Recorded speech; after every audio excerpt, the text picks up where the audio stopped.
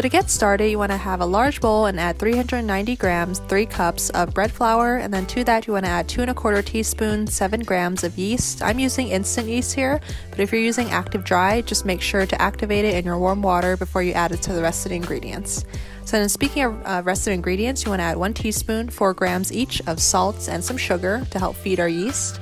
And like I mentioned, the warm water should be about 265 mils or about 1 cup plus 2 tablespoons of lukewarm water that's heated up preferably to 110 degrees Fahrenheit or 43 degrees Celsius. But if you do not have a thermometer, you can definitely just test it on the back of your wrist, and as long as it doesn't burn you and it's pretty warm, then it's all good to go.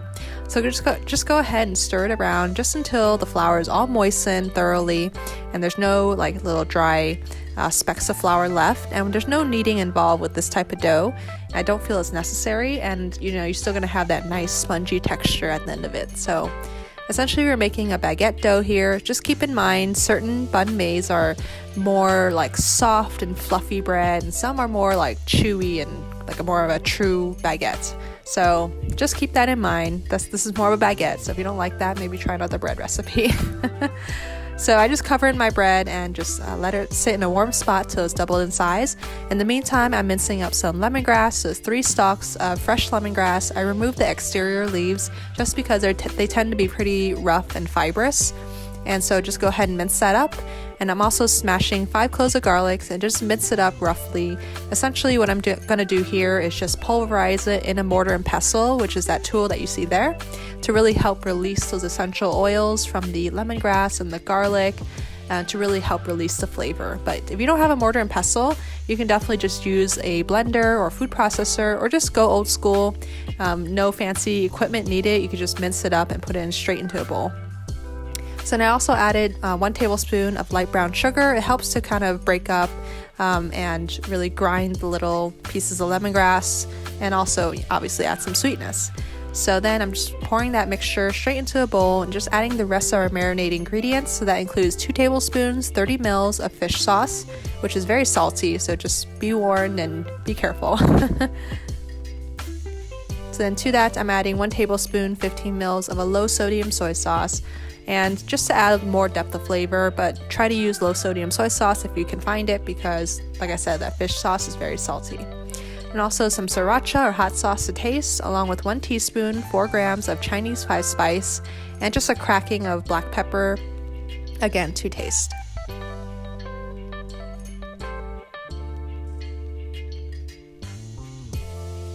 So as I was stirring everything together, I felt it was a little bit too dry for my liking for a marinade. So I added 3 tablespoons of a neutral flavored oil, such as a canola, grapeseed, avocado oil, or even olive oil will work here as well. So that way our marinade is just more fluid and it's going to spread a lot easier with the pork. So speaking of pork, I'm just slicing up some pork loin chops here. It's very lean, as you can probably tell. And it's boneless. So I did freeze my pork chops just briefly for about 30 minutes or so, just until it was firm enough to kind of stand up on its own and not be too mushy, and just be easier to slice into very thin slices. Because that's really the goal here, is you want a thin slice of pork. If you can find it, maybe go to like a Korean supermarket if you have one convenient to you, and maybe you can find those really thin sliced pork. Is it called sukiyaki style? I'm not sure, but it's like thin sliced meats that they use for Korean barbecue, or even like hot pot type meats will work here as well. But if you can't find it, of course you can just buy the pork loin chop like I did and just slice it up. So once it's all sliced up, you want to just marinate it in your marinade. So toss it to coat, making sure to get every crevice, every piece of pork coated thoroughly. And you can let it sit in your fridge like I did overnight to really help penetrate the flavors. Of course, the longer you let it sit, the more flavor it's going to have. So depends if you're short on time or not. You can marinate it for a few hours or even up to overnight like I did. So now I'm just moving on to my baguette. So we're gonna get started on rolling and shaping our baguettes. So before we do that, we need to prep our pan. So I don't have, any fancy equipment like a baguette pan here, but I decided to make a makeshift one. So I have a large cookie sheet that I have a linen towel placed over it. I took a piece of foil, I don't know how large, but medium-sized piece of foil, rolled it up and just flattened it, and then put it underneath our towel to help create these troughs that you see here. And I'm just generously sprinkling each trough so that way when we place our baguette shape into the little trough, it won't stick to the towel. I did have a little issue, so stay tuned for that. But anyway, so here's our baguette dough, actually like 4 hours later, so it actually doesn't take 4 hours, but I just let it sit in my turned off oven until it was a texture like that, nice and spongy and really more than doubled in size, but looking just so lush and plush. It was such a pleasant thing to work with. So I just flattened it out into like a flat rectangle, not sure exactly how large, maybe 9 by 13, and just cutting it into 4 large pieces. This makes pretty large, like maybe 12-inch-ish baguettes. I didn't measure it, but roughly 12 inches in length. So if you want to make smaller baguettes or smaller sandwiches, of course, by all means, just like basically cut it into 4 to 8 pieces instead of 4.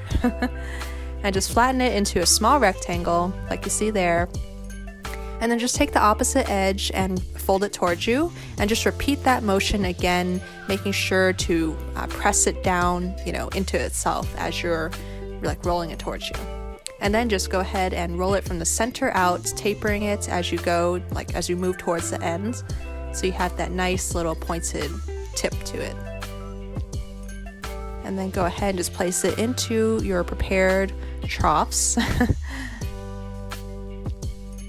This actually worked really, really well. And it helps the baguette or the little bâton to hold its shape so it doesn't get too wide and flat on you. So now I'm just sprinkling a light dusting of flour on top, and I actually covered it with a towel and let it sit in my fridge overnight to help ferment. It's called a cold fermentation, and it helps develop the flavor of any sort of bread that you allow to rise slowly in the fridge overnight. But that's optional. If you're short on time, you don't have to let it sit overnight in the fridge. You can just let it proof and double in size until it looks like that. So now I just trying to remove my baguettes from my towel, and this is the problem I had here. So word to the wise, try to use a smooth textured towel because mine actually stuck to the towel. As you can tell there, I'm trying to like scrape it off, and unfortunately during the process of scraping it off, it did kind of deflate on me, which is disappointing, but you can always let it just proof again at room temperature. But yeah, so try to use a smooth towel because I think it just got stuck in those little crevices. And then just make some really large rather long gashes, not too deep, maybe 1/4 inch deep into the bread, just to allow it to expand as it's baking in the oven. And then just go ahead and put it into a very hot oven, 500 degrees Fahrenheit. I did have a pan of boiling water on the bottom of my oven to help create steam, and I'm also spraying my baguettes with some water as well. And just spray it every 10 minutes or so, just that way we're mimicking the steam injected ovens that they have in France, which creates a really nice crusty exterior to your bread. So now moving on, as our bread is baking, we're gonna quickly just grill our pork. So I'm using an outdoor grill here, but if you don't have one available to you, you can definitely just use a very hot skillet, like a cast iron skillet at home, indoors, and just basically cook your pork. So until it's all the way cooked through to 150 degrees Fahrenheit. And it shouldn't take, I would say, no more than 5 to 7 minutes, because as long as you cut your pork very thin like I did. I can't speak to everyone's pork, but as long as it's cooked through to your liking. Pork obviously needs to be cooked through. So anyway, at this point we're almost ready to assemble our sandwiches. So I have some cucumber slices as well as some fresh cilantro set aside, as well as some pickled daikon. These are basically Chinese daikon that I've just peeled and diced into little batons. And then also some shredded carrots, and they're pickled. So I have 1/2 cup of vinegar along with a few tablespoons of white sugar and some salt, and just toss it around, let it sit in your fridge overnight so it gets nice and tart and sweet. It makes a great combination and really cuts through the richness from the pate. So we also need some jalapeno peppers if you like a little spice and kick in your sandwich, and some best food mayonnaise because, you know, it's authentically Vietnamese. And then, like I mentioned, some pate. So it's an optional ingredient, but in my opinion, it kind of makes the sandwich. It makes the banh. And so I'm using a chicken liver pate that I bought at my local Trader Joe's, and does have some, you know, fancy black truffle in there, you know, but it's optional. You don't have to get that fancy or whatever. But yeah. So go ahead and just take your bread out. You can see that lovely texture. It's so spongy and soft on the inside. Obviously, make sure before you fill your sandwiches, your bread should be cooled down to room temperature. And just basically spread on that pate, add your pork, your jalapeno slices, your cucumber, along with that pickled daikon and carrots. And just basically stuff your sandwich as full as you can. So this banh recipe is exactly why I love Vietnamese cuisine. It incorporates different fresh herbs like the cilantro, fresh vegetables like that pickled daikon radish, along with the carrots and the crunch from those fresh cucumbers. They all contrast so nicely from the richness of the pate, along with that smoky, salty lemongrass pork. And of course, we can't overlook that chewy and crusty French baguette, the banh mi. So if you try this recipe, let me know in the comments below what you think, as well as thumbs up the video, share it, and don't forget to subscribe for new recipes every week. And I'll see you back here next time. Bye.